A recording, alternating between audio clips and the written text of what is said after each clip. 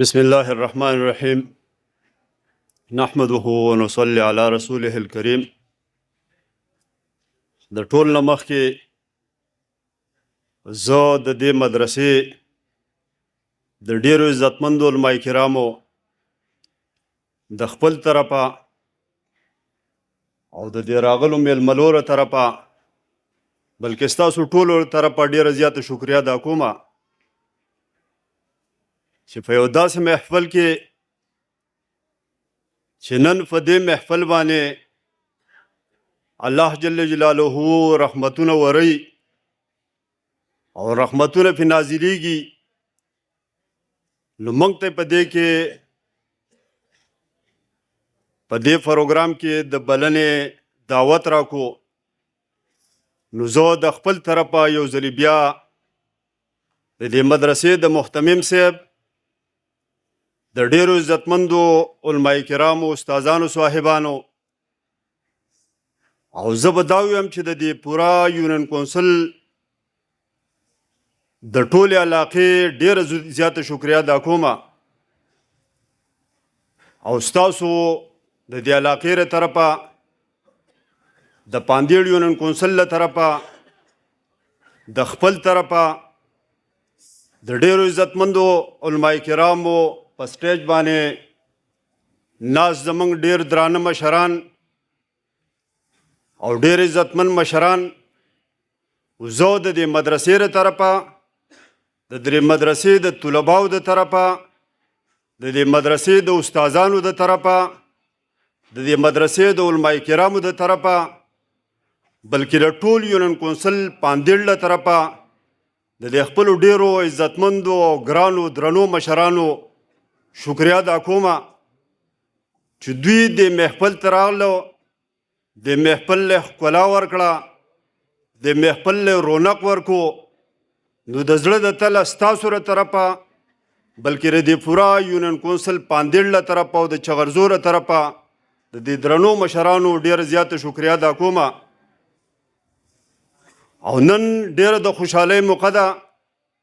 ډېره د خوشحالۍ ورځ ده او زړه مې غواړي چې په دې موقع باندې مې ډېر څه وویلی، خو د سټیج سیکرټري طرفه چونکې لږ ونې وخت موږ ته راکړی شوی دی، نو زه به صرف د دې ګلالو ماشومانو د کومو چې نن د قرآن شریف حفظ وکړو، د کومو چې نن په ناظره باندې قرآن شریف ختم کو. زما عزتمندو حدیث کې راځي چې چا په خپل بچی باندې په ناظره باندې قرآن شریف ختم کو، نو الله جل جلاله به د قیامت په ورځ باندې دغه مور او پلار ته تاجونه ور په سر کړی شي چې د هغې رڼا به د نور د رڼا نه زیاته وي. زما عزتمندو زه د دې بچو چې نن دوی په سینه کې قرآن شریف محفوظ کو، نو دوی ته مبارکي ورکوم، د دې بچو مور او پلار ته مبارکي ورکوم، د دې بچو استادانو ته مبارکي ورکوم، او کومو خلکو چې د دې مدرسې سره تعاون کړلی، د دې بچو سره تعاون کړلی او د دوی دا د ګلونو په شان بچي موږ ته مخامخ ناست دي، نو د هغې خلکو هم ډېره زیاته شکریا ادا کوم. او نور خو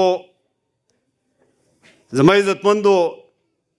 د قرآن شریف سره نسبت،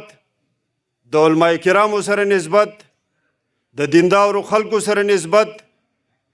خپل بچی دا په مدرسو کې داخل کړئ، د دې خلکو سره خپل یو نسبت جوړ کړئ. او زما عزتمندو دا ګلالي بچی دي چې زما او ستا د قیامت په ورځ باندې به دا بچی په کار راځي.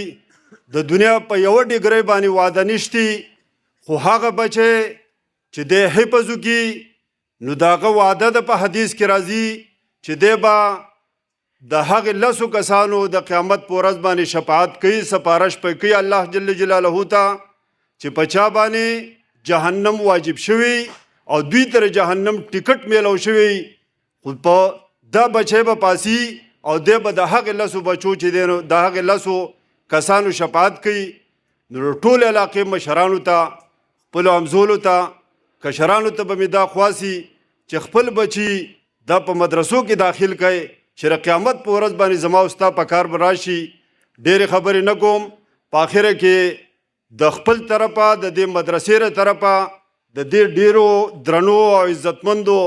مشرانو ډېره زیاته شکریه ادا کوم. ډېره مننه، ډېره مهرباني. وما علینا الا البلاغ.